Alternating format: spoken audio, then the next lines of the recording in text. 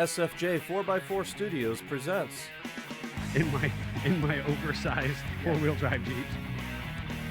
a Jeep podcast starring industry experts. Pure monosity. What? Say that again.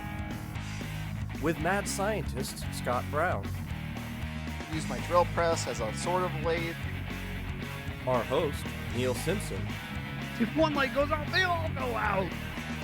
filled with shenanigans. We are really professional with Jeeps. This is I Speak Jeep. This is I Speak Jeep. Oh my goodness. Good morning, afternoon, evening, wherever, however you are joining us. It is a blessed and amazing day because you are listening to the I Speak Jeep podcast, episode number 61, presented by SFJ4x4.com. My name is Neil with Simpson Family Jeeps, and I am joined today in regular accordance with the man, the myth, the legend, Jeff the Italian Stallion Chiaramonte, producer. Good morning. And our lovely Vanna White, Nope. builder of all vintage things, Jeep doctor, Yep. Mad scientist Scott Brown. gelling like Magellan. And I'm flanneling. That's a nice flannel. Did your wife buy that for you? She did. Oh man, for folks who are listening in, is this it's this sharp gray and black flannel. I think It's very soft. after that conversation we had last week with Ryan and I, He was a little jelly. he was a little jelly. Yeah. He was a little jelly. Had to Yeah, get my in on wife's the like, action. I will buy this for you, but you must wear it tomorrow. I was like, noted. Noted. Yes, dear. And to start the day off already, Colleen is saying good morning, guys. Good Darla, morning, Colleen. Darla. Good Darla. morning. Chuck is saying good morning. What's and, up, Chuck? And Chip is saying good morning. Hey, Morning. Chip. I'm glad to hear you're on the live with us. And it was a great crew to start off, but I'm sure there's plenty of other people watching. We encourage you to comment. Obviously, if you're listening to us in your ear holes on your favorite streaming platform, you can join us every Monday at 10:19 live on Facebook and join in the conversation. People like to just hang out in the chat box as well. Oh, yeah. Jeff will read the bulk of the comments, but we don't always get to all of them, and sometimes those conversations go a little sidetracked, especially when my wife, in the very incredibly rare occasion that my wife gets on there, she gets going. So Yeah. she'll affect that conversation.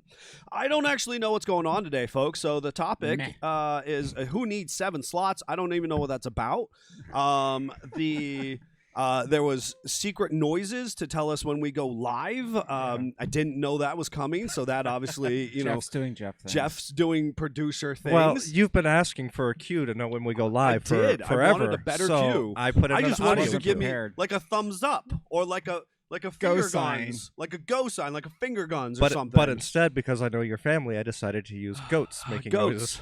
Goats. That was goats. Goats bleeding. And then ultimately our hashtag not sponsored is going to be kind of unique today. It's not exactly going to be on Jeep parts. It's going to be on some technical equipment that we have here. Jeff's really excited.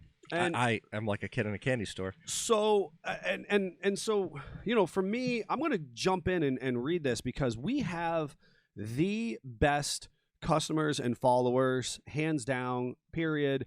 I will always and forever say that I have made better, deeper relationships and connections through a for-profit enterprise than I did in the 10 years prior when I worked in nonprofit. And I know a lot of fantastic when people. You're passionate people feel that and want to become part of it. I think you're exactly right. I think you're exactly right. Scott's wife is saying good morning as well. Good morning, honey.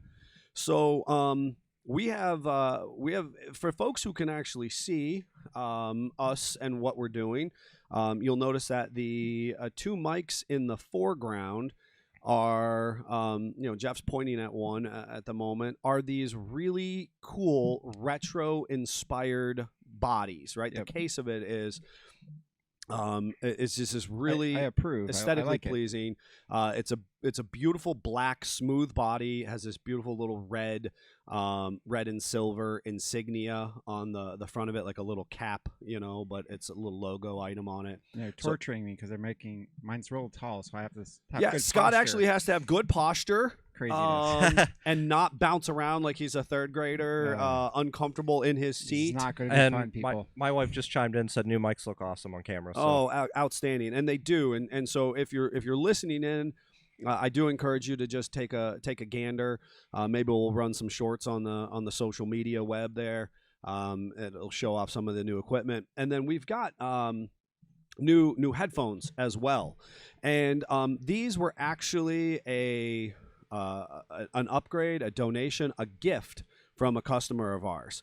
And so Jeff will expand upon the technical aspects of them and understand the value added addition that they are. But I'm going to read the article because for me what's very cool is the mics specifically were actually a product that was conceptualized here in Conneaut, Ohio, 100 plus years ago. So I'm going to read this article from our customer, or read this letter that accompanied this equipment. It says, Neil, I promised you some CAD/aesthetic goods when I was in a few months ago, and I'm finally coming through. Here's some gear to upgrade your podcast studio. The headphones are our newest model, and not only do they sound great, which we can attest they do, Yep. but they're super comfortable to wear for long periods of time. The mics are reissues of the famous Aesthetic A57, originally introduced in 1957 and built here in Conneaut, Ohio. They look great and sound even better. I'm not sure if you know this or not, parentheses, you probably do, but CAD stands for Conneaut Audio Devices.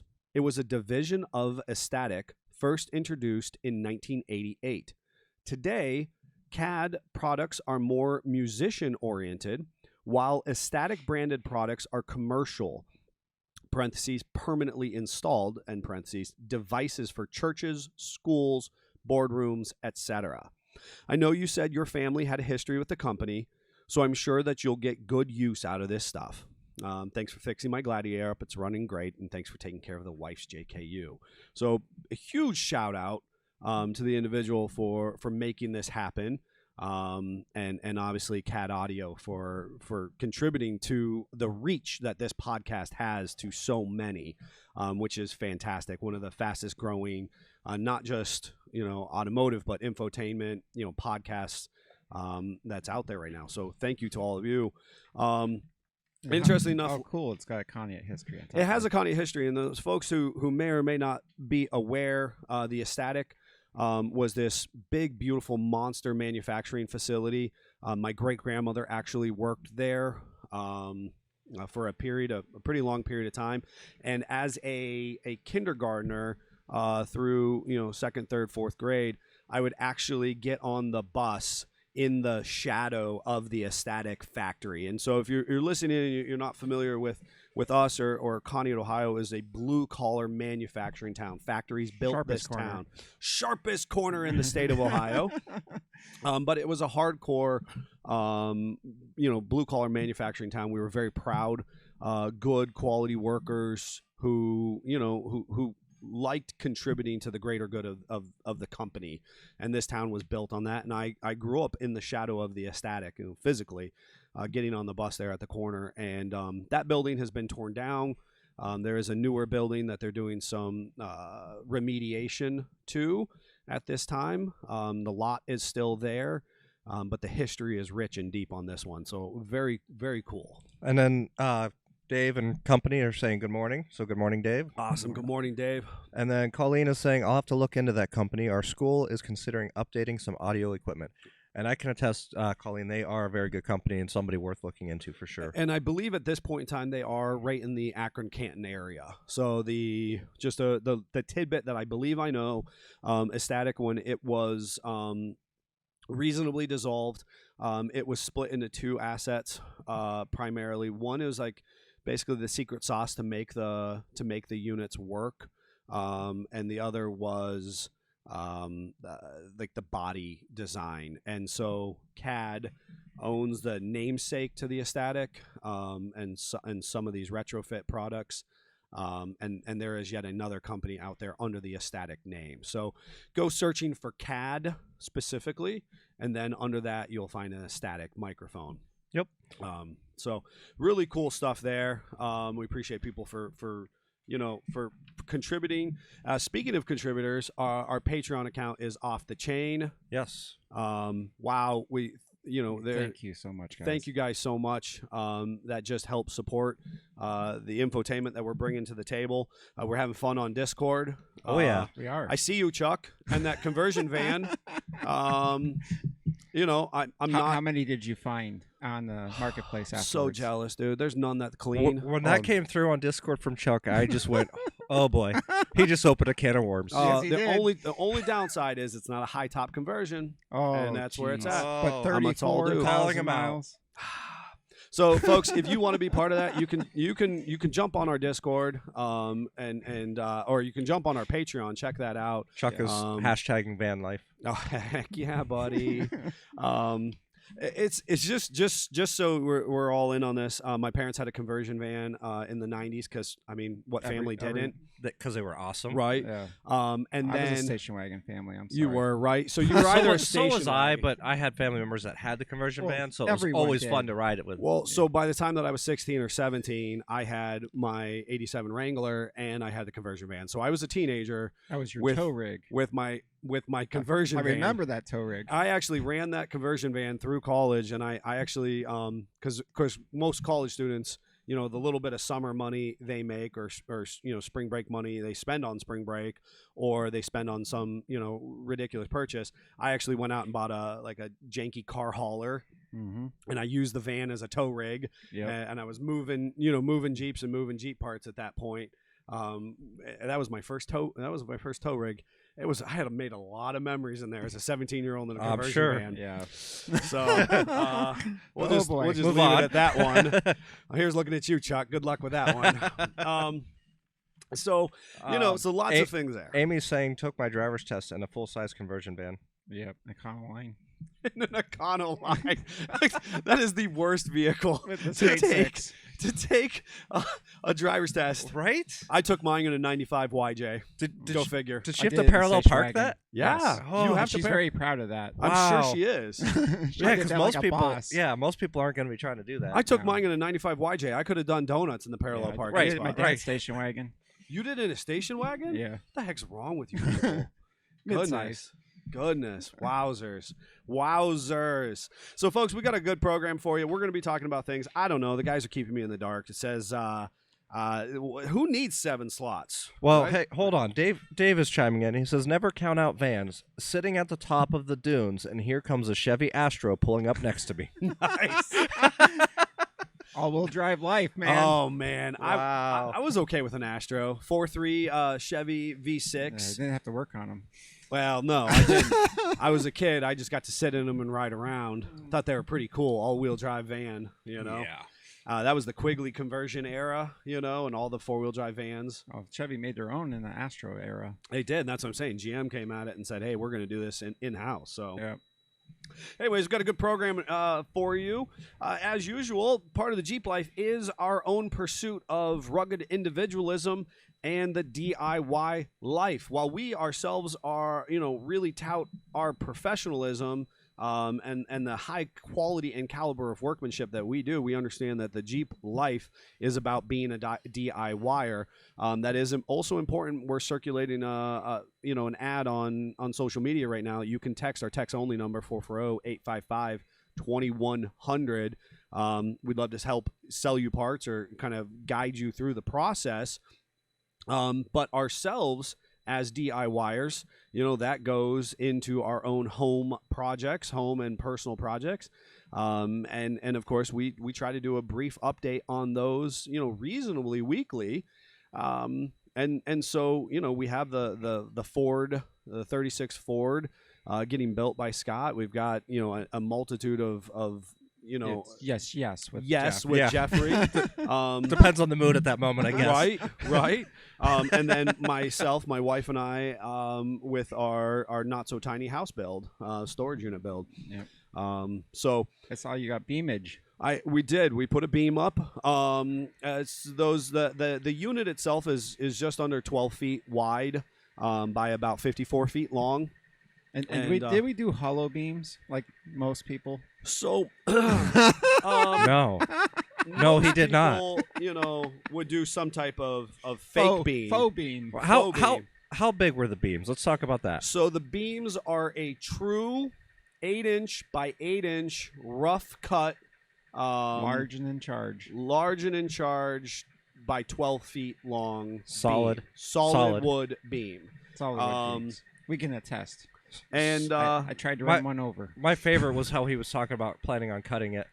Yes. I was scoring it with the circular saw, and then I was going to use an old school, hand saw. Only approve of that was if last week or a couple weeks ago you and Ryan would have got a 2-man. Oh, And that your would have been flannels. awesome. In That our would've been flannels. awesome. That would have been awesome. Doing Yeah. we are lumberjacks. Yes. Men in Well, anyways. Men in flannel. Yes, men in flannel lumberjack games. No, Jeffrey supplied his chainsaw, which I inappropriately ran in the house with the windows closed. Meh.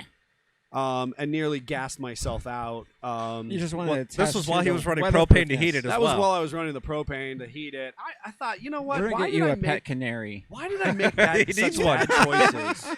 Golly. So these are solid wood beams in this not so tiny house. We're also putting them roughly 12 feet in the air. That was Give or take. give or take a few inches. Because though my wife did all the math to lay out the windows, and we do have quite a few windows on the house, which is very cool. Lots of natural light, high ceilings.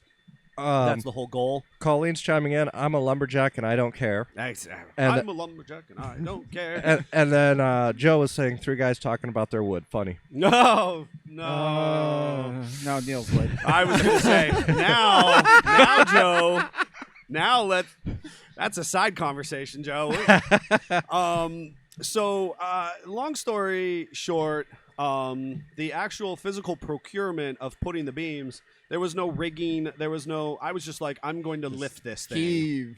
It was OSHA just not heaving. approved. No. There was just heaving of this beam with lots of overhead working and Yes. cribbing it into the wall. Yeah. Long story short, it did get into place. It looks wonderful. I took pictures because there's a secret album online that my wife and our closest individuals. I'm working on getting permission to share that with our Patreon specifically, to share some of the pictures, the updates. But I take the pictures to do the updates, and my wife was home taking care of a couple sick kids. She was already there doing floor joists and floor supports earlier in the day, and then she was up on taking care of kids. So I come home, and I'm feeling worn out. I'm feeling accomplished. I'm feeling accomplished. You know what I mean? That moment of like, we did this, right? That next big hurdle. I put the beams in place, and I show her the picture, and her face was not one of affirmation. And she just kind of looked at it. And she kept thumbing through the pictures, and I thought, well, that's odd. Danger. Usually Danger. when we've done like a big, like I put in a big sliding glass door, blah blah blah. She's like, oh my god, like that's recharging, re-energizing. And she gets done thumbing through the pictures, and she goes, I don't know, it might have even been like 30 seconds, and it was just like that awkward silence, Yeah. where I kind of like went about my business. Jeopardy. And she goes, music. why are the beams where you put them? And I was like, I don't know. She's like, that's not where I marked them to be. Whoops. So, just a side comment here. Chuck is saying, and the trip to the gutter begins. And yes, Chuck, you're right, because those were very girthy beams. They were exceedingly. Oh my! The wood was incredibly girthy. Yes. So we're gonna see. Maybe my wife will give me a pass on where I put them 12 feet in the air No, it's not and gonna the happen. location. You're gonna be moving beams. I don't want to tell for Jason. your sake, I hope you're not moving. I don't want to beams. tell Jason. He will, because Jason almost lost his life putting the beam in with me. So it was like that level of accomplishment. And needless to say, I don't want to. I don't want to share that with him. So hopefully she's going to come around to their current Lots of position. flowers. I don't know. It just wasn't her vision, and apparently I cobbed this one up. So now you're gonna have to put beams in her garden so that they can be positioned properly. Oh my gosh! You know what? I don't even want to touch her. I just want her. I just want her to so specifically be like, Neil, put this piece of wood over here, dig this hole over here. I want her to just tell me exactly where and how to the garden. She comes at me the other day. She goes, "I want moon gates." Do you guys know what moon gates are? I do. No. I want a series of sequential moon gates looking at sunset. You know where my brain goes with this? Shrubberies with a slight tear effect. Moon gates? Can you buy moon gates? Hardly no. No. You have to make them out of like recycled trampolines. So if you're listening and you have a trampoline that you don't want, I'm here for it. Because I don't know, it's an ancient Chinese or something, gate structure. Recycling. It's a round circular gate that you grow vines and flowers on, and that's good. And it's a moon gate, and she wants a sequence, and I'm like, you know what? Yes, dear. Yep. Okay, sounds good. Good Moon luck. gate it is. Good luck. Yep. Yep. All right. Enough about me. So how did your projects touch you, Jeff? He was sick. I was sick, so I started. Is out that Saturday- crawler hauler ready yet? No. But, so we have a camping trip in May, and Krista goes, "Hey, do you think we can at least have the outside structure done and put mattresses in you're it?" going to go camping, and it's a And I'm flat like- trailer. I'm like, I don't know. There's still more stuff to tear off the trailer before we even cut it down. So I did try to push myself, even though I was sick Sunday. I tried to push myself and do some tear down on the trailer. I got a little bit done to that. We'll see. I don't think it's gonna be ready for May, realistically. Yeah. But Isn't it just a flat trailer at this point. bare flat trailer? I wish it was a bare flat trailer. I'd be further ahead. It's close to that, but there's Okay. still stuff to tear off of it. Okay. So I gotta finish tearing it apart, and then once it's a bare flat trailer, then I gotta go, "Hey Scott, Right. time to cut and Well, weld." so hand him a MIG torch. And Yes. say, Yeah, "Here, pretty much. Yes. Pretty be much. merry." But Yes. so that's where that's at. I spent actually a large portion of my time on Saturday on the phone with Sweetwater, which is an audio company, Yes. because somebody wants to do field audio with events Yes. Different- That's me. differently, That's me. I'm the differently somebody. than the traditional way of doing it, where you have an interview mic. I'm the somebody. Yes. I don't want to use an interview Yeah. mic. So, This is this keep- version of Moongates. well, it is. It really is, because when I talked to 3 different people throughout the process of doing this, 3 different people, and all 3 of them, when I told them that I'm not allowed to use an interview mic on camera, he goes, or all of them said, "Does your owner know anything about audio?" No. No. No, I know that I don't want to stick a microphone in this, vendor bee's mouth. So with their help, I'm not a news. With I'm not a news anchor. Let's have a conversation. be. Let's. with their help Could and a just whole embrace lot it. of money spent out of my pocket again, I have His coffee almost went across the room. I thank you, Jeffrey. You I have a setup want for. to start comparing bills with Scott and Greg as well, or Davey? We're there. Yeah, I was we're gonna say, we're there. I believe it. So we now have the ability to record audio portably. So Okay. we'll have that. We will have an official boom mic with Yeah. a shotgun microphone on a boom pole. Yes. I also have another lav mic so that 2 people can have the lav mic. I figure for Dayton specifically, because we have Right. Dayton coming up for those that don't know. Yes.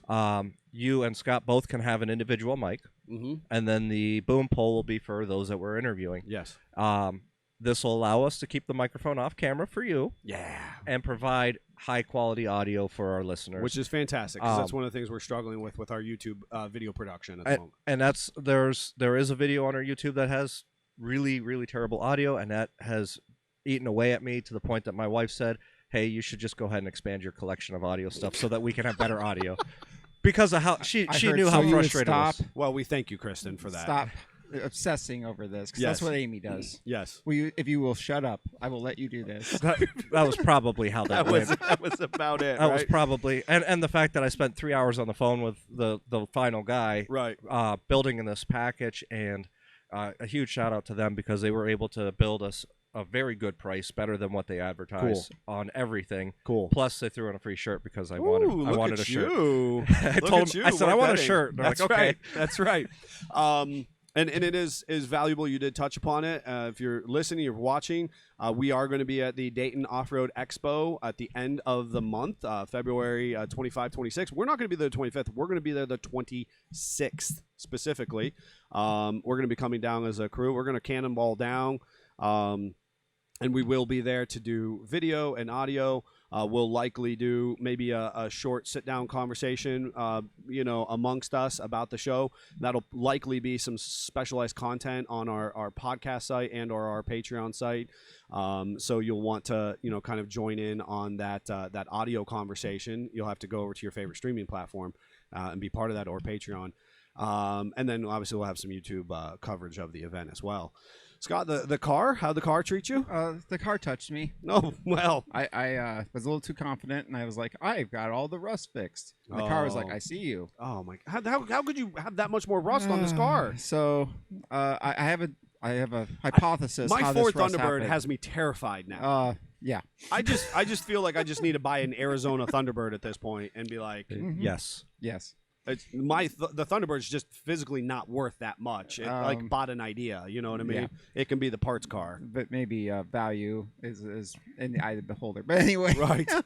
So I had these two rando bolts through the firewall of the car that had square nuts on them to give you the backstory of how long they've been there. I love square nut hardware. And they were inappropriately put, and I have no idea what they were for. Mhm. But I do know that they have let water in behind the insulation for a significant amount of time on the Nice. passenger side. Nice. Aren't you lucky? I'm so lucky. That's I'm the so gift that blessed. keeps on giving. So It's been giving for years. I'm gonna I was like, okay, I'm gonna fill the hole where the heater was. Heater was. Heater. Yeah, we talked about that last week. Let's wafting some exhaust smoke Yes. your way. You get to huff the engine fumes. Anyway, and I was like, oh, I'm gonna reward myself with that, and I made a patch. I did it myself. I got quoted almost $500 for a used firewall. Wow. I don't have that's not in the cards. So I decided I'm just going to make it myself, and it'll just deal with the repercussions. Sure. If it's not perfect, it's not perfect. And I went to do that, and I'm, over cuddling with the firewall, and I'm looking at it, I'm like, what are all these little spots? And I sand it. Oh, I know what those are. And I grab a pick, and I punch holes right through the sheet metal. Yep. And then I go get a drill bit, and I open up the holes, thinking maybe it's just isolated. Right. No. Little pinholes. And there's these really cool numbers on the firewall. Nobody knows what they mean. Okay. I guess Henry did. People Henry have knew passed what on. Henry knew what they meant. Knew what they meant. But everyone's concur that we should not obliterate them if possible. So Okay. I actually phoned in a lifeline to a person that's shown interest on Instagram and was like, hey, I got 35 plus years of sheet metal experience. If you ever have a question, feel free. This is that time. I was like, help. What do I do? There's a bead in the firewall right here. Do I just cut it out real close to that bead and just put a whole patch in there? Do I weld up the holes? What would you do? And his first question was, do you know how to lead? Oh no. I don't know how to lead. I've watched it done. I was going to say, how old is this guy? I don't know how to do that. And I How don't old have is the this tools. guy? Honestly, I don't know. You don't know. But anyway, I Okay. said I've seen it done, but I don't have the equipment to do that. And finally, talking it through, I was like, you know what, the heck with it. I'm gonna MIG up the holes. What's the worst can happen? I cut out what I just welded. Burn bigger holes. It happened a lot. Okay. I so was gonna say, anyway- the worst you can do is burn off the cowl. As I worked my way towards the number, further from the numbers, it was very successful. I was able to zap them shut. There was a couple little small pinholes. Used a light on the backside. Chuck just said, "Holy rat fink." That's old school. It is Right? That's what I'm saying. Letting a vehicle is Yes. old. I want to builder. learn how to do that, but I think you will. I probably. believe you will. but any which way. So I'm working my way towards the numbers, and it's getting worse, and the holes are getting bigger. Oh no. And put a piece of aluminum on his recommendation on the backside, and I'm just Right. making molten metal against the aluminum to sort of keep it not falling off. Right. And I get down to, it's all looking one piece in the shade. Looks okay. In the shade. In the shade. Oh boy. I take my LED flashlight and I put behind it, and right around the numbers it's just daylight coming through the firewall. Pinholing through the numbers. So I was like, okay, I'm done for today. Walk away from that. And then the next day, I'm like, okay, I can't let this go. And Amy was working on another furniture project over by me. I was like, I'm going to patch this up. You avert your gaze. And what I came up with is I took a hole saw. I cut a hole in the firewall in the worst spot. And I went over to another piece of sheet metal on the bench and used a slightly bigger hole saw and made a plug. Sure. And then I put that in. And I did end up, 2 numbers are a little less for wear. A little less numbery. Less numbery, but everybody says leave it alone, so that's probably what I'll do. Okay. And I was able to weld up that thin spot appropriately, and then Amy helped me. Lots of MIG, grind, light, circle holes, MIG, Wow. Jeez. grind, circle more holes, and I finally, there is no more light coming through the firewall. And I'm just going to reiterate for our listeners, nobody is ever going to see this. Yeah. No, you will be at the car show. You will see Scott cruise by at the gas station. You will see the pictures of this vehicle all over the internet. Nobody will ever see where he just spent 8 hours of his hard-earned weekend. Yeah. Filling in little pieces of 100-year-old metal. So then Good for you, I guess. But it's that attention to detail that matters. It is. Yeah. Which we're going to talk about here in a really cool find you had too. So yesterday I also went to a swap meet. It was put on by the Model A Club of Buffalo. Oh, okay. And I have not dipped my toes into New York very much, even though surprisingly to me still it's not that far away. It's literally just right there. Dale Yeah. just joined in and said, good morning, guys. What's Good going on, morning, guys. Dale? So I was able to go to this, and it was everything swap meet, which Cool. you were pretty cognizant of. But Yes. because it was Model A Club, Yes, put it was. out, They put on by them. you had so many Model A parts and a lot of my era parts. And what I loved about it is, we walked around and I found this lens, and I call it the Scott Eye. Sure. I've had this forever, where I can look at something and go, I know what that is. Do they know what that is? Sure. It's the And- beauty of swap meets. And it was a lens for my headlight. And I'm like, those are expensive. Those are glass, and those are 80 years old. Right. And they're on the front of my car. Right. Hey, what do you want for that? He's like, $10. Get it out of here. Oh my goodness. It's like, you know what that's for? Don't care. Go home. Use it Yes. as a candy dish. Yes. Here's your $10. I will take that. Oh my gosh. Yes. So then the next purchase is this book, and for those who can see, it is a Ford V8 service bulletins from 38 to 40, but it also goes all the way back to 32.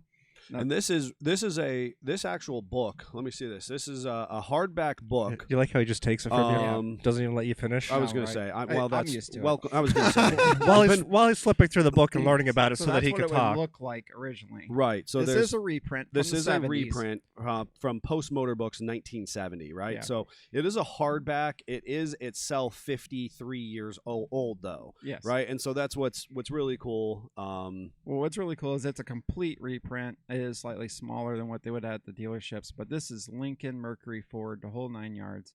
And what we were really struck by, and we didn't discover this until we were on our way home, is there is words of wisdom in here. And the one I really wanted to read is, one mechanic can tighten a bolt as well as another. The greatest difference in mechanics lies in the degree of thoroughness with which they do their work and the logic they use in finding the underlying causes behind the failures they encounter.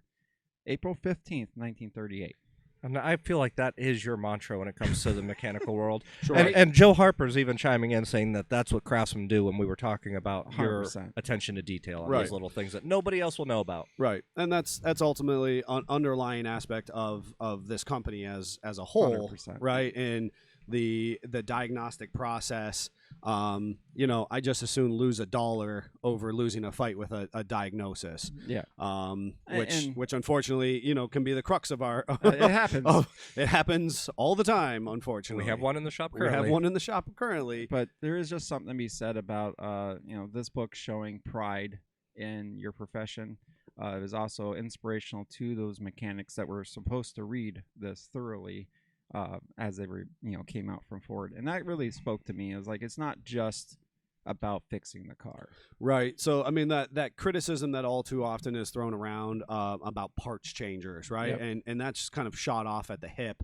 This kind of is the foundation of that, right? Because in 1938, when that was written, that was meant to speak to a person, who was a mechanic who took pride in their process. 100%. And there's tons more in this book. It's all about customer service, putting yourself in the place of the customer, being mindful of their investment and involvement. Right. It's really like there's a ton of information in here I will utilize for my car, but that was just the icing on the cake. Sure. That's And, that cool historical context that. The thing I love the best of all this is my wife was also supportive on going to swap meet. She found the cash to go do this, and we didn't spend a lot. It was a traditional classic buy it for cheap swap meet. Thank Sure. God. Sure. Yeah. Because this book was also $10, and Nice. I've seen them online for over $100. So I was very tickled with that. But and the best part, I made a list. And we even put it in keep notes, so I have check marks even. I learned how to do that. And the only thing I found on my list was rear seat belts for the kids. Oh, well, that's good, though. I mean, that's good. Circa 1965 Chrysler seat belts. Okay. That's a whole other conversation. Yep. Oh, goodness. Well, and that's the thing is that people, listening, and that's kind of classically where swap meets were. They're just happy to get a little cash. 100%. And ultimately, if somebody else can get some use out of that headlight, yeah, that's cool. It's $100 headlight lens or invaluable headlight lens because it's glass and it's 80, 90 years old. Cool, whatever. But the fact that you can get some use out of it, I think back to the M7. We had the 715 fenders that you found out in York 5 years ago or so. You walk past that guy and he had a great price on them, and you and Greg were like, "Oh, those are really great." And the guy was like, "Psh, you don't know what you're looking at," and you guys were like, But we do. And you have a good price on them, and you just gave him his asking price. He was just happy to see them go to a good home because there was so few people who would benefit from them. Yeah. Now, fortunately, Tom has that truck, and he's doing good things with it, and he's got those inner liners. Yep. But that's the value of the automotive industry, and when it works for the good of the community. Well, what's this 9-slot gobbledygook? I'm really shocked he hasn't got this. Well, so the entertaining part to me was that Scott actually suggested this months ago, I think, at this point, and said that we needed to do an episode about the 9-slot Jeep. Sure. So those online, do you know where the 9 slots came from? Yes. Okay. So it's real tie-in to my car. It is a Ford. It's a Ford design. It's the Ford grill. It is a Ford grill. I played along long enough. Which one? Well, it was the very first one. It was the prototype. Nope. It wasn't the prototype. I thought that was the slats. I thought that was the slat grill. So Willys used a slat design, and then Ford stamped it. And Ford was just boggled by the sheer amount of effort and time required to make that grill. Right. And refused to do that. So he made a stamping. Right. And had the size restrictions for the Willys design kind of as a criteria. The lights could not move. The grill was what it was for. And Joe just chimed in Ford military Jeeps. Yep. Yeah. So it is for the Ford GPWs. If you go back to 41 when Jeff says they didn't exist. Absolutely. I didn't say they didn't exist. I'm with you. I understand. I'm following. The early 41, 42 GPWs had this stamp grill, and the Willys ones were called a slat grill, which is what you were referring to. Right. And these are also the era that had a Ford script on the back panel, and they had a Willys stamping on the back panel until the U.S. government was like, no. Yeah, you're not allowed to script on our stuff. So wait a second. So when we had the Bantam, the Willys and the Ford competing prototypes. Yep. Right. So Ford doesn't stamp immediately, do they?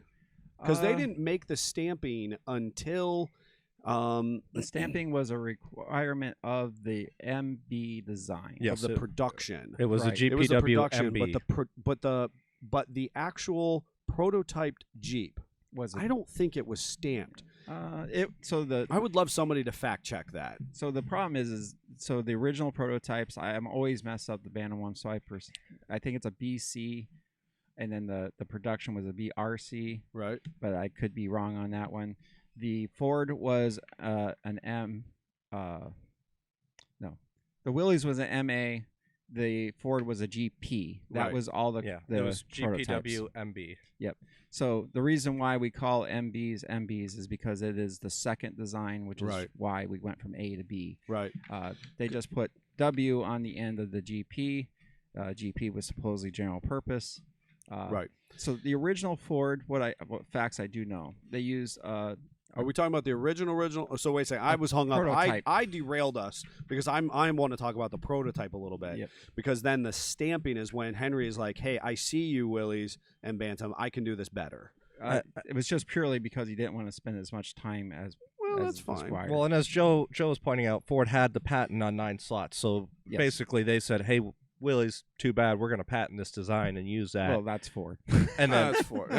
So Willys actually had to go with a 7 slot because of that. Mm-hmm. Well, and when they did the civilians, yes, but they during the wartime actually used Ford's grill. Correct. After 1942. Mm-hmm. So from 43 on, if you have a Willys, MB, you have a Ford grill on your Jeep. Right. Now the difference is Ford was very worried about having to warranty Willys parts. Huh. And they intended these Jeeps to be able to be taken apart, mixed up parts-wise with a Ford and a Willys, and put back together and drive away. And so every single part of the entire production run for the Ford production has a Ford script on every single part, including the bolts. When you say Ford script, people who are not familiar, It's break a that cursive down. F. It's a cursive F, right? F. Yep. And so Everything. Right. What's funny, folks, so we can look at a piece of hardware these days, a bolt, and it'll either have some hashes on it. It might have a hardness rating on it, depending on whether it's metric or SAE. Yep. And so you would look at that Ford bolt, and there would be a cursive F that was traditional of that time period. Yes. We don't, nowadays we use the blue oval for everything, and that really kind of brands Ford as Ford. At that time, there was a cursive F that was iconic. And it's important to note, I did not know this until I owned my car. Most of their bolts, factory-wise, were just smooth head from Ford. Oh, interesting. Because our experience, I felt like with a lot of the Jeep stuff was that the bolts had the cursive F on them, because ultimately there is a group of people out there who crazy do, and you might be one of those crazy people listening. Yes. No hate. Yeah, I was gonna say there's a lot of work. A lot of work. You're finding original bolts. Original bolts. People who are doing period correct originality restorations, and they are looking. There's great stories online of guys who are digging through waste dumps, rusty messes. It was considered acceptable for a really long period of time, up to about the 70s, that your local dump, like say your building burnt down, or you had a catastrophic loss of some capacity for your business or whatever, they would either just fold that building down into the hole in the ground, build on top of it, and then they would build on top of it, or they would gather up that inventory and they would dig a hole just outside of town, and they would drop all that stuff in. Factually, Grandpa Simpson, and again, just to mention, the business was not created by Grandpa Simpson physically. It was, kind of an homage to my dad and him and their interest in Jeeps. But Grandpa Simpson went, we had a local parts store burn down. They did exactly that. They went out just on the outskirts of town, dug a giant hole with the old steam shovel diggers at the point, and threw all the inventory from that store, compromised and not, because of course that was just a write-off. It was 1950s. 100%. They threw it all in the pit, and then dozed, backfilled. Grandpa went back out there with a wagon and a tractor and hand dug up all these alternators and starters and carburetors and parts that you just and then put them in his attic for us to dig through much later. Yep. Yes, he did. Yes, he did. And so there are people still, those caches of vintage parts are still out there. Yes, they are. They are. And so there are people who are doing those, crazy, like yourself, hot rod restorations. 100%. God thank those places that hoarded those things or went out and found them and put them in their attic, because that allows us now to go and fix some of these vehicles that we wouldn't be able to retell some of that history. 100%. And hold on to that stuff. But my little 2 cents of it from just owning military Jeeps, what I think is funny, and this kind of goes with the muscle car Chrysler guys are the same way. Is they have a really high standard of how their vehicle needs to be when it's done with restoration. Mm-hmm. And your Jeep could have been half Ford, half Willys right from day one. Yes. Before it was ever shipped over, got shot at, or any of that sort of thing, because simply to make sure that the Jeeps were passable for Army consumption, they would take them right off the lot or the line, take them apart, switch parts, and put them back together. Right. So literally almost like the hours after it was produced. Yeah. It had that Ford fender on it. And I have seen guys on, those forums and stuff, found new old stock block, grill, fender, whatever. Oh, doesn't have the Ford script. Can't buy it. Right. I'm gonna go weld on my original one. Yes. And not hurt the Ford script. Yes. So, and talking about the Ford Jeeps, did you know that there was a horizontal slot Jeep? It wasn't a Ford, but yes. Well, it was Ford. It was Ford. It was after the fact. It was. I thought we were going to talk Vietnam. No, it's the M151. The Mutt. The Mutt? Mm-hmm. All right. He's in his feelings about that. I don't know if I call that a Ford, but that's fine. It was produced by Ford. It was overseas production, wasn't it? No. I thought the M51 was overseas production. The problem is that American Motors made a vehicle that looked very much like an M151, but it was only made for Marines. Right. And it was very limited production. Right. And they are completely different vehicles. Right. And people get them confused constantly. Because the Mutt I thought was large Vietnam era, Korean War. They're fully independent suspension. Right. It's See, that's really why I'm stepping going towards the Humvee era vehicles, but it still was a smaller Ford produced. I don't know for specifically where they were made. I'd be surprised if they were made overseas. But can't speak on that because I don't know that. I don't know. We're going to have to find out a little more about the M51. I want to go back to the 9 slot, though, because I want to make a correlation. Mm-hmm. People who like working on your vehicles, if you like DIYing on your Jeep, I think that you can largely thank that original military production vehicle because the initial call to action from the U.S. government about a light ton, a quarter-ton vehicle, had some stipulations to it, but the actual serviceability of it were things that were engineered. It was supposed to be a tractor. It was supposed to be a tractor. It Hammer, was supposed to be pliers, screwdriver, fix it. And the serviceability was something that was engineered into it as it kind of progressed. One of the cool things I always loved about the military Jeeps specifically is that when you pop your hood open, which is obviously still a super cool thing specific to Jeeps, a very few vehicles can you take the hood and fold it all the way back so that you have this full clear access to the engine bay. And oftentimes when you'll see media that we produce here or come into the shop itself, you'll see that we have towels and foam pieces that allow us, and we'll have those hoods raked back constantly. We put between the windshield and the top to the hood itself, and we'll lay them back so that we can get full access to the engine bay. You can do that as a DIYer. That's a design concept that goes back, going on from the very start. And then they took it one step further, and this was my favorite piece of these, and I wish they did it in civilians. The headlights actually flipped around. Backwards. They flipped backwards. Yep. They came through the engine bay back up so that you could turn the headlights on and work in your engine bay. Yep. The headlights were actually on a hinge, and they had enough length of wire that they would flip up and focus down into your engine bay. I honestly think it might have been a happy just accident because one of the things that people don't realize is they reused as much as possible out of production cars to make these vehicles, and they were not supposed to last that long. So the motor design that we all know came in flat fenders was a late 20s design that they had used in Willys cars forever. The 134? Yes, sir. Really? Yep. If you bought a 1937 Willys Americar, Yeah. that's the motor it was in it. Huh. Yep. And that was an old design then. So yeah. and that's why when you go to work on one, you'll be like, man, there's some old technology in Right. here. But they were just robust. Dale was commenting that is brilliant.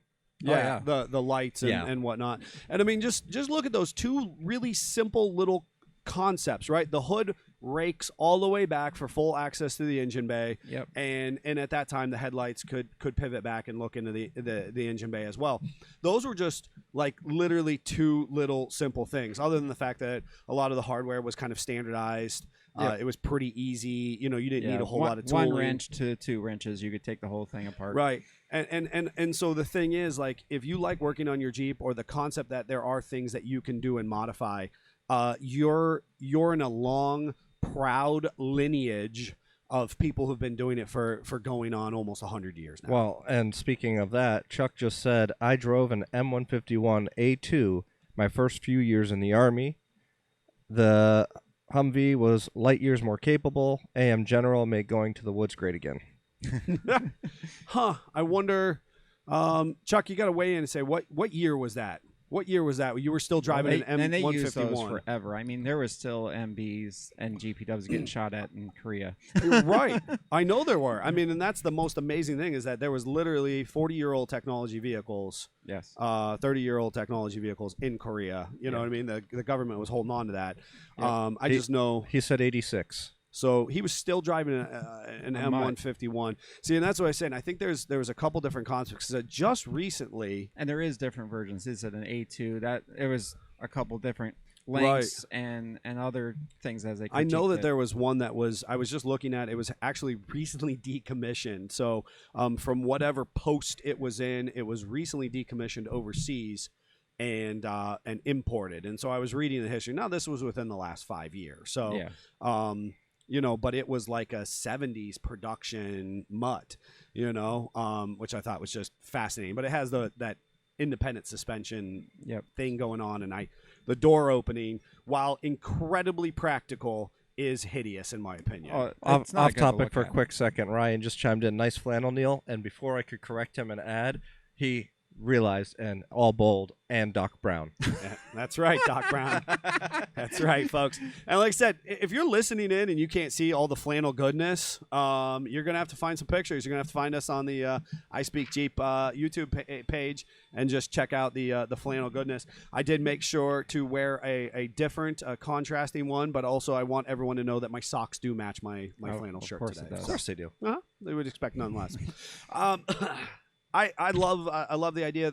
We could talk even further at length about the 9-slot Ford with further specifications and whatnot. Well, and as it comes back to Jeep, let's talk about why it went to 7 slots, because there's all the different misnomers out there, or myths and legends. They legally couldn't use 9. Yep, they legally couldn't use 9, so Yes. they went to 7. But what's the meaning of 7? Well, that depends on what you weigh into. Jeff has tried doing this one to I us know. before. I'm not playing Jeff's game. The real answer is the headlights that were used on the militaries were small.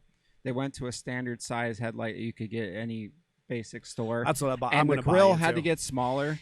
And they're like, well, we're not allowed to do 9 anyway. So I believe that now the 7 slots, 7 continents, Jeep's been on all of them. Great story. Love it. Jeffrey's going to expand upon that because that's that was pretty much I wanted to go into the actual reason, because there is the 7 continents, as you said, the 7 letters in America, 7 wonders of the world. 7 wonders of the world. There's all the different I things think out it's there. like I said, I think it's just happy accidents, just like some of the other things that happen with the military ones, that it just I'd like worked to out. believe. I'd like to believe in any of the other like feel good stories, and I'll champion them. You know, the 7 Wonders of the World and the Jeep's the 8th. 7 Continents has been on all of them. I think that's super cool.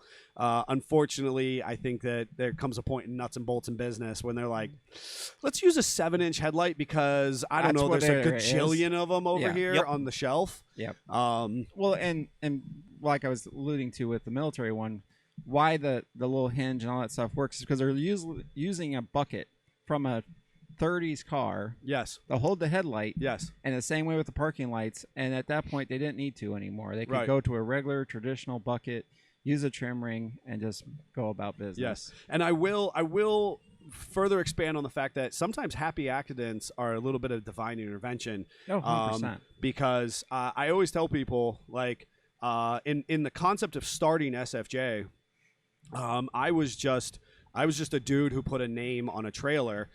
It just so happened that when my dad was retiring from his teaching career, well, first of all, we had already had the 1948 Willys, Yep. which was fire engine red, that and your grandpa owned. which my grandfather owned, and my dad was, we bought that as kind of a toy and started to pick and play with it. It wasn't an incredible performance machine on you its and your dad own. did not set out to go buy a red Willys. We did not set out to go buy a red Willys. It was there. just there. Yeah. And it was a cool Jeep under its own likeness, and then we lifted it and we put big tires and wheels that were appropriate to the era on it, and it came out once in a blue moon, and then I daily drove it a couple summers. And my dad was retiring. He thought he was going to do some hauling, some independent hauling. Yeah, and and we I'm sure found this- young Neil really helped too, though. Oh my God, yes. Without question, right? Totally a bad influence on my father. Yes. And we found this awesome, Cummins 1-ton dually clean Dodge Ram. And what was the issue with it with your mom, though? Well, my mom can't have fire engine red vehicles. Yes, and what does your dad continually do? Fire engine red vehicles. And for people listening in, my parents don't garage anything, despite the fact that they have a beautiful garage. They garage the Jeeps, and they've spent 30 plus years along the lake shore of parking in their driveway and Yes. not in their garage, which they With have a a snow beautiful brush. right, and they snow brush everything. Yes. Just that's part of their life. But my mom can't have vehicles parked in her driveway that contrast the house. Yes. It's a Victorian house with maroon trim and gray siding. So Yes. fire engine red. It's a- Aesthetically, she's an artist. It doesn't, At this point, it's what, a 40-year contention. 100%. So we have the red. So at that point in time, we have the red Willys and we have the red Ram. Yep. And what color was his YJ? Well, it was fire engine red. Scott, you're not helping. And what color is this Colorado? So it's maroon at this point. It's red. Well, so is her van. But listen, I've listen. heard she's caved in 40 years. She She's like, I has. gave it up. So, no, stop it. You're hijacking this. So here's the thing. The last piece of this equation is that I was in this huge search to find an enclosed trailer, which is a whole story for another time. Yes. It actually involves me in a highly depressed area of Pittsburgh, knocking on people's homes, physically procuring people out of their homes and returning money to me because trailers were stolen and so on and so forth. I then, in a serendipitous manner, find a complimentary red trailer literally within 30 miles of my home at a Within later a couple date. shades of red. And so ultimately we pull into our first series of shows in the beginning, in the fledgling years of the business, with a beautiful fire engine red dually truck, which I then at that point in time bought from my father, pulling a red Which your mom 30-foot was glad to see enclosed go. trailer. Yeah, she was more than happy. Pulling a red 30-foot enclosed trailer, enclosed a beautiful red 1948 We looked like we had Willys our of my crap dad. together. People thought We- that I was a it's- lot more put it's together. By accident. by pure accident, by pure God's divine intervention, was I'm like, just going to say to I your give it family, to you. I've given Neil black vehicles. Yes, since you then have. to help. With Yes, the Victoria. and my international is black. Big Chuck is black. The trailer is black now. But ultimately, Scott is a non-threatening to the house. yes, nice. Just a touch base. Colleen had chimed in and said 7 continents is far more romantic than the "so the headlights fit" comment. Correct. Yeah. Correct. And that's ultimately, that's why they run with it. sometimes those happy coincidences, those serendipitous, those little God wink moments that it's like, man, this just works. Yeah. It just looks good. It feels good. People wanted to believe that I had my act together more than, hey, I just coincidentally found all these 3 vehicles That as are a all the combination, same color. that are all the same color. Yeah. But that's the reality of the situation. I literally just happened into 3 complementary vehicles, and then we just blatantly, like, we found some vinyl and put Simpson Family Jeeps down the side of the trailer. And black That's looks good it. on red. And black looks good on red, and then all of a sudden people thought that our branding was this red, and I just went with it. Yeah.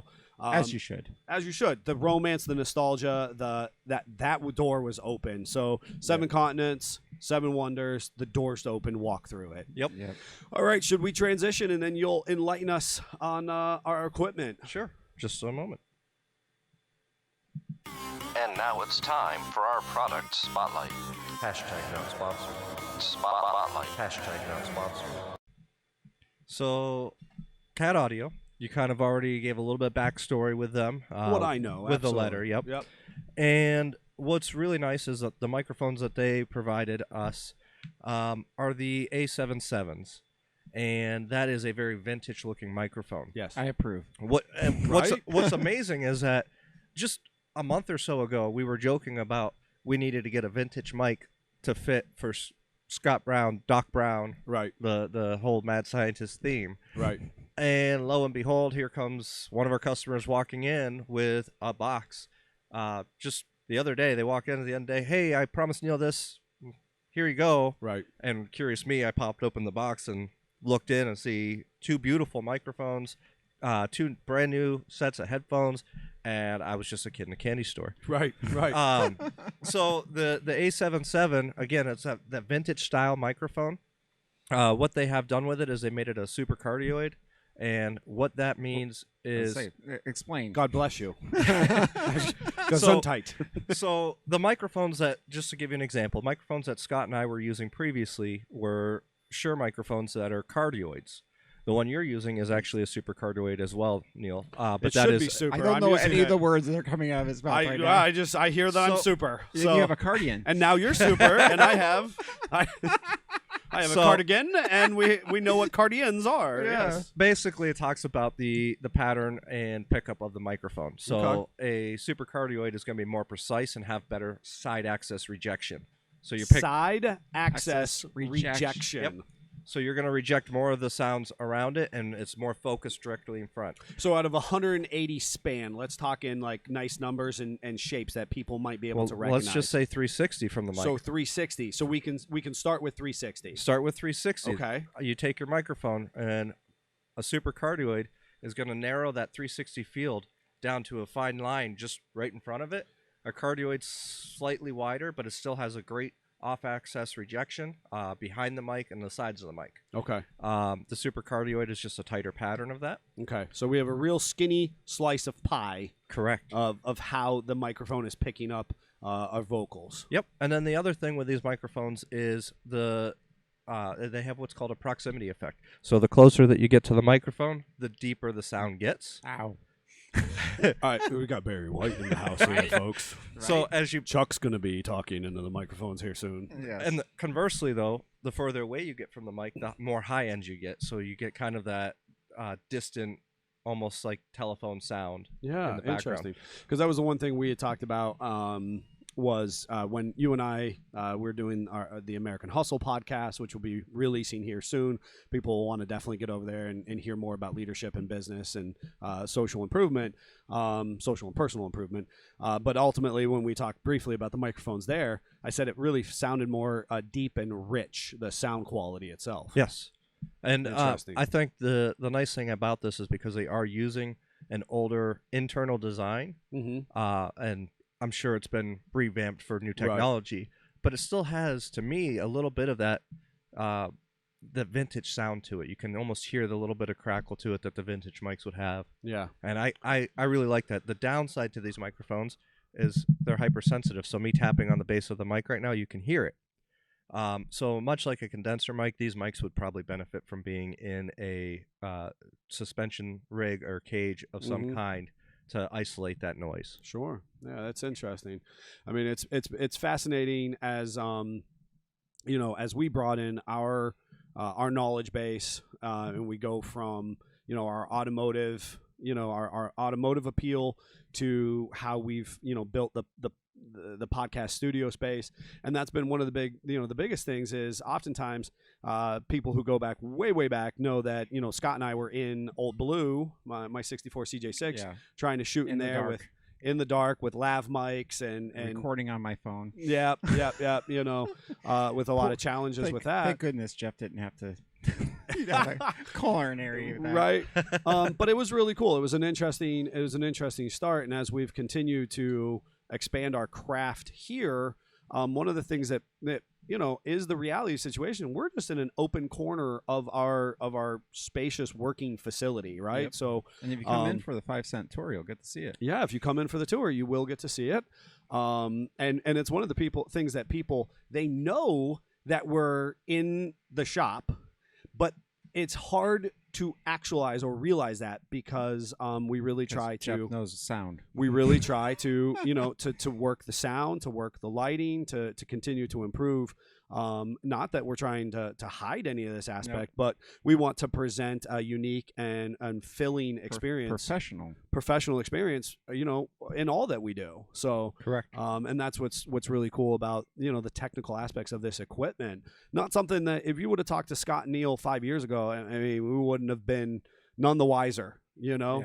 And what a fantastic opportunity that we have specifically because of our listeners and followers. And again, we're so graciously in debt to you guys. So absolutely. Hopefully you guys are enjoying the new equipment and the sound quality as well. Well, and then you guys have CAD's newest headphones on. Yes. I have not actually played with those yet. What do you think of the sound? Doesn't hurt my head nearly as bad as the other ones did. So they're more comfortable. That was one of the things that when you look into CAD's little info blog about those headphones, is they're really big on the comfort level that you're getting. Yeah. You know, and it's so fascinating because I as a person who has to fly with enough frequency, and I get on those one-way trips to Vegas and whatnot, you're just under a 5-hour flight, and you have your headphones on. First of all, noise canceling, that airplane droning, because we're riding school buses in the sky, right? This is not, you know, super well insulated. You know, the engines are droning. When I get off the plane or I take those headphones off, my ears hurt, the sides of my head hurt. I would really love to know, you know, how these are with that type of environment. The couple hours of podcasting I've done this morning already, these are great. The only downside is I'm trying to protect my little fancy faux hawk. Oh, geez.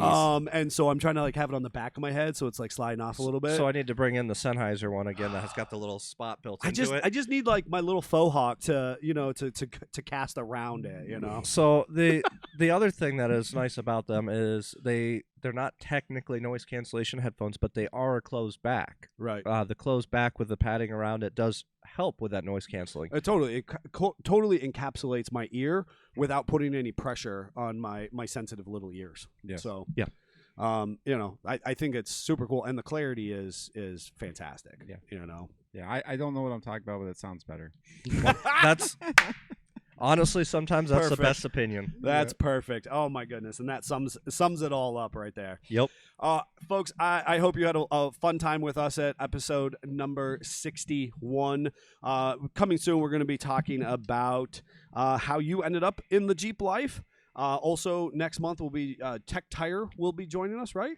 The end of this month, actually. End of this month. We've already started now the that you new say month. that, Yep. yeah, we're into the new month. Yep. So Tech Tire will be with us. I believe they're coming in the week that we're going to Dayton that same week. Is that correct?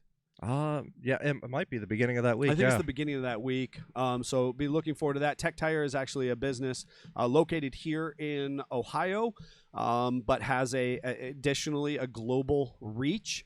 And we actually utilize a lot of their products. There's actually a couple shorts or over the years with them at SEMA or here in the shop, and we do all their tire repair kits and that kind of stuff.